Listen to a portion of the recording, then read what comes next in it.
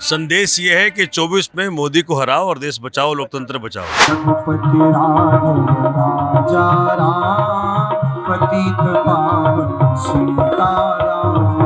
आम आदमी पार्टी, आम आदमी पार्टी।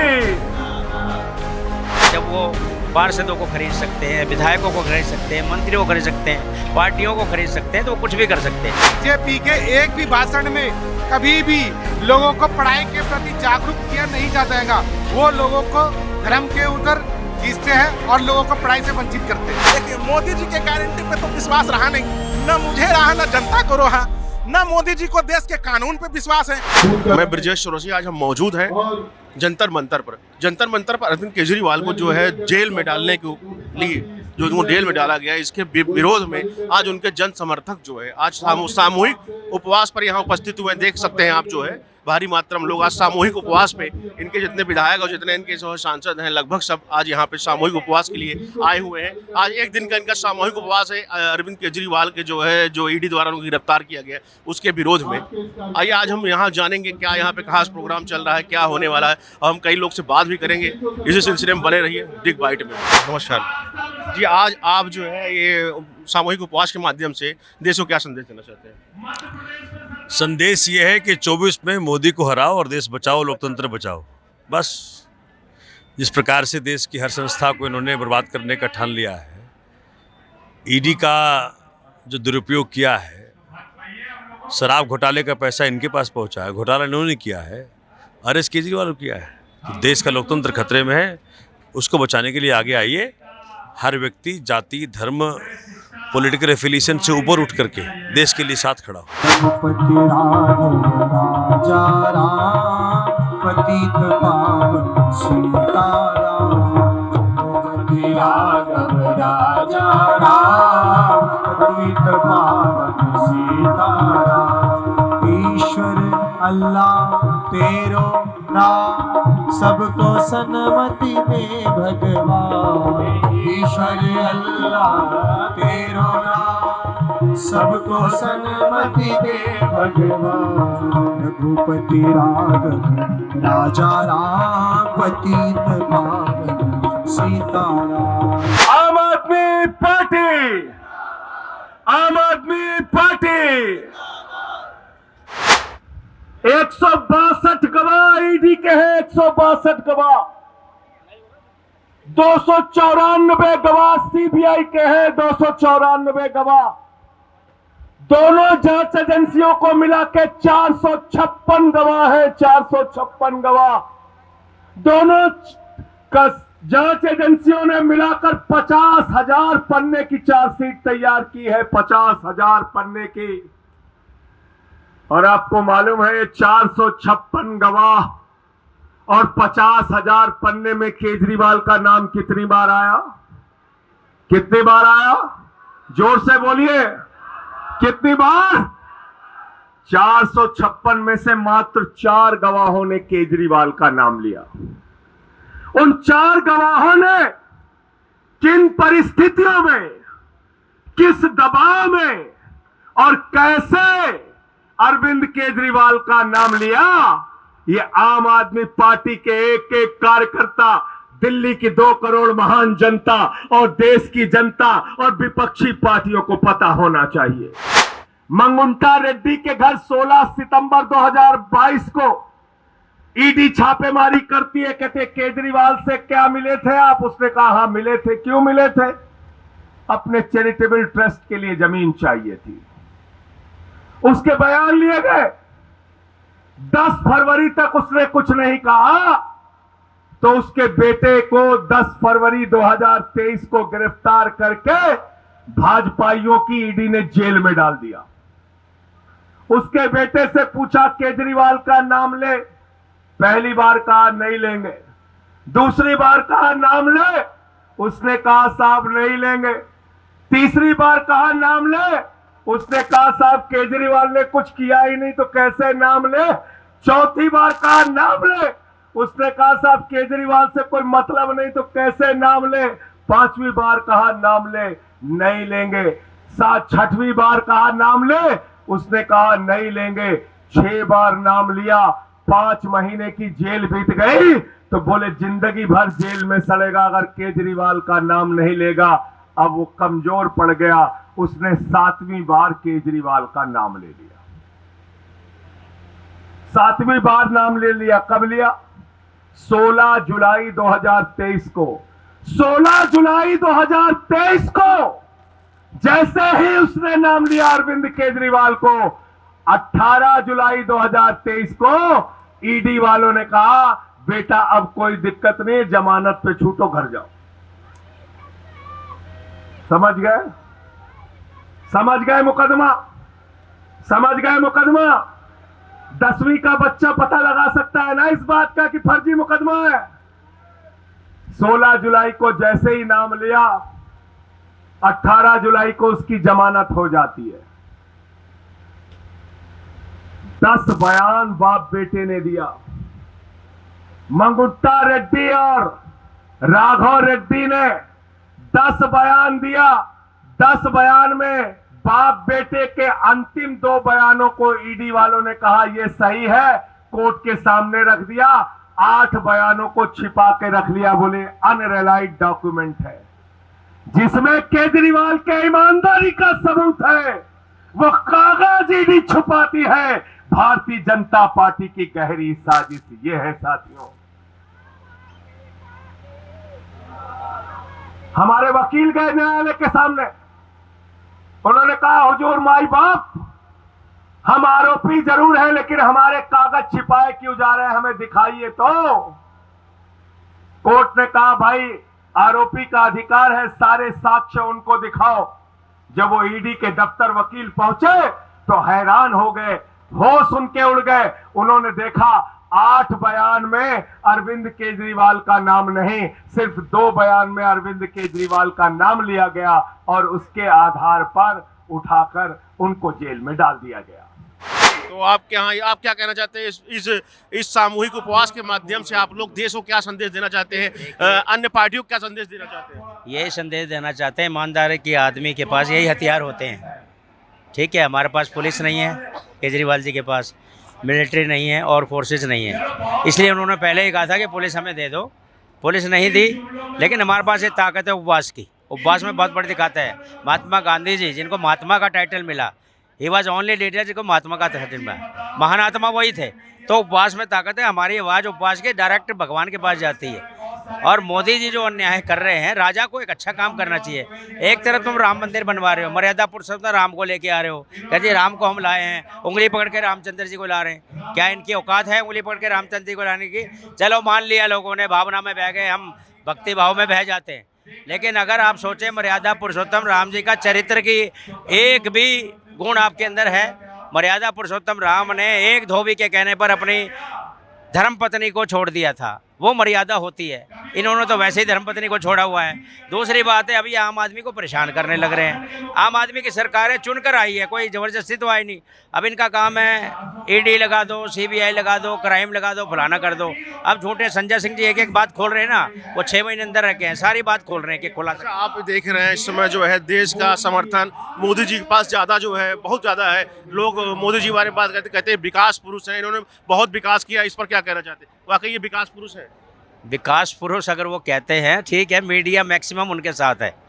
मैक्सिमम मीडिया को खरीद सकते हैं। जब वो पार्षदों को खरीद सकते हैं, विधायकों को खरीद सकते हैं, मंत्रियों को खरीद सकते हैं, पार्टियों को खरीद सकते हैं, तो वो कुछ भी कर सकते हैं। मीडिया से कुछ भी कहलवाएंगे। आप जैसे छोटे चैनल हैं, ठीक है, लेकिन आप सत्य को दिखाएंगे, और सत्य को अगर कोई दिखाता है उस चैनल को भी ये बंद करा देते हैं। आप बड़ी ईमानदारी से प्रश्न पूछ रहे हैं, ईमानदारी से इनको दिखाएंगे ना, ईमानदारी से अगर दिखाएंगे तो ईमानदारी से ये आपके चैनलों को भी रुकवा देंगे।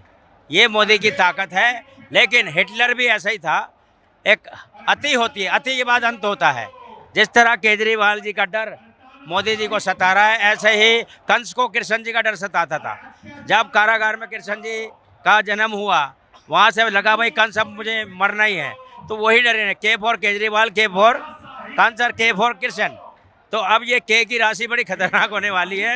इस अन्याय का अंत होने वाला है। आपको क्या लगता है? आपको लगती है क्या? आप बताइए, क्या केजरीवाल कभी पीएम कैंडिडेट के फेस में जो है जनता के सामने आ सकते हैं इन फ्यूचर, इन भविष्य में? वो हमारे कैंडिडेट हैं, लेकिन बात है इसमें टाइम बहुत लगेगा। अच्छा, ये बताइए, आप जो है इस समय 10 सिर काट। अच्छा ये बताइए, आप किस नजरिए से देखते हैं इस समय जो है वर्तमान राजनीतिक परिदृश्य में आपको मजबूत पीएम कैंडिडेट कौन दिखता है? देखिए, पीएम कैंडिडेट तो ईमानदारी होना चाहिए, लेकिन आज ये घोर कलयुग है और घोर कलयुग में भ्रष्टाचारी आदमी पीएम तक जाते हैं, ऊपर तक जाते हैं, नहीं जाते तो उन्हें पचवा देती है जो धमाकेदार पार्टियां होती हैं, वही मोदी जी कर रहे हैं।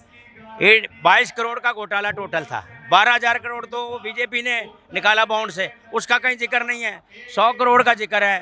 केजरीवाल जी कह रहे हैं 100 करोड़ मैंने निकाला है बॉन्ड से, मैंने पार्टी में लगाया, क्या दिक्कत है? जनता का पैसा जनता के लिए लगाया। ये 12,000 करोड़ का जिक्र ही नहीं करते। भाई अपना भी जिक्र करो। ईडी इनके पीछे क्यों नहीं लगती? क्योंकि ईडी के अफसर डलते हैं। एमसीडी में हमारी सरकार आ गई, एमसीडी में अफसर डरते हैं कि भैया ऊपर से बड़ा प्रेशर है, एमसीडी में काम नहीं हो पा रहा है। एलजी साहब बैठे हैं, एलजी साहब बिल्कुल निराधार बातें करें जी, जेल से वो नहीं चलाएगा। एलजी कौन होता कहने वाला, भाई जेल से सरकार नहीं चलाएगा, ऐसा कोई प्रावधान ही नहीं है। कल भी सुप्रीम कोर्ट ने वो रियायत कर दी ना कि नहीं, केजरीवाल को आप नहीं रोक सकते, वो जहाँ मर्जी सरकार चलाए। इसका क्या मतलब है? एलजी की क्या पावर है? एलजी पावर का मिसयूज कर रहे हैं। जैसा कि आप देख रहे थे, इनसे मैंने बात किया, इन्होंने कई मुद्दों पर बात किया। आइए ऐसे ही हम और मैंने इनसे पूछा जो है आप देश को क्या संदेश देना चाहते हैं इस उपवास के माध्यम से। आइए हम और लोग से भी जुड़ते हैं इसी सिलसिले में और बात करते हैं। जेल का जवाब वोट से, जेल का जवाब वोट से। ये बताइए, आप लोग क्या संदेश देना चाहते हैं इस भूख हड़ताल से, उपवास से, इस सामूहिक उपवास से? इससे संदेश यही देना चाहते हैं पब्लिक को, जो भी बीजेपी कर रही है, तानाशाही कर रही है, उसका जवाब देंगे। हम अरविंद केजरीवाल जी को रिहा कराएंगे, क्योंकि वो बेगुनाह है। उनको जो झूठे इल्ज़ामों में ईडी के द्वारा जो बंद कराया गया बीजेपी ने, उसके खिलाफ खड़े हुए हैं हम। जी, आप क्या कहना चाहेंगे? सर देखिए, तानाशाह के खिलाफ आज ये भी है, अनशन किया गया हुआ है, ना ये लड़ाई करी जा रही है ना कुछ करा। एक शांति प्रिय, बिल्कुल शांति की तरह से अनशन का प्रोग्राम किया गया है कि ताकि अरविंद जी को तानाशाह के खिलाफ जो जेल के अंदर बंद करा गया हुआ है गलत आरोप के अंदर में, और आम आदमी पार्टी के एक एक कार्यकर्ता, जमीनी कार्यकर्ता जुड़कर यहाँ पे खड़ा हुआ अनशन कर रहा है, ताकि भारतीय जनता पार्टी जो बहरी सरकार है जिसके कानों में आवाज़ ना आए, शांति मार्च और शांतिपूर्वक से उनको पता चलना चाहिए कि देश की जनता जाग चुकी है अरविंद जी के फेवर में। महिला पुरुष सारे के सारे जिनों के लिए उन्होंने अच्छे काम करे हैं, उन कामों को लेकर आज कार्यकर्ताओं के साथ आम जनता भी यहाँ पर अनशन करने आई है। पूरा भारत आज कहीं ना कहीं, पूरी दिल्ली से लेकर भारत के अंदर में सभी लोग अनशन कर रहे हैं। तो हम भी चाहते हैं कि मेरी आवाज़ को जो भी सुन रहा है तो अपने अपने घर में कहाँ से आए हैं आप? मैं दिल्ली से और मंगोलपुरी विधानसभा से आया हूँ मैं। जी, आप बताइए क्या कहना चाहते हैं? देखिए, जिस तरीके से तानाशाही हो रही है, शायद ये पहली सरकार है। मेरी उम्र 40-80 ईयर है, मैंने पहली सरकार ऐसी देखी है अपने होश के अंदर जो बिना किसी सबूत के, बिना किसी प्रूफ के किसी को अंदर कर रही है। और आज हम जो उपवास रख रहे हैं वो इसी विषय पे रख रहे हैं कि केजरीवाल जी को हम सबको उपवास की दुआ लगे, केजरीवाल जी जल्द से जल्द बाहर आए। और दिल्ली में नहीं, ऑल वर्ल्ड के अंदर जहाँ जहाँ आम आदमी पार्टी का कार्यकर्ता है वो उपवास रख रहा है। और जब तक केजरीवाल जी नहीं आएंगे बाहर जेल से, जब तक हम कोई ना कोई एक्टिविटी उनके लिए करते रहेंगे।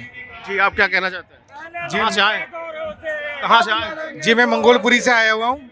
जी, मेरा कहना ये है कि बीजेपी की इतनी तानाशाही हो गई है, जो व्यक्ति गरीब लोगों की मदद कर रहा है, हमारे सीएम केजरीवाल गरीब लोगों की मदद के लिए फ्री बिजली, फ्री पानी, शिक्षा मुफ्त की जा रही है, मगर बीजेपी के एक भी भाषण में कभी भी लोगों को पढ़ाई के प्रति जागरूक किया नहीं जाता है।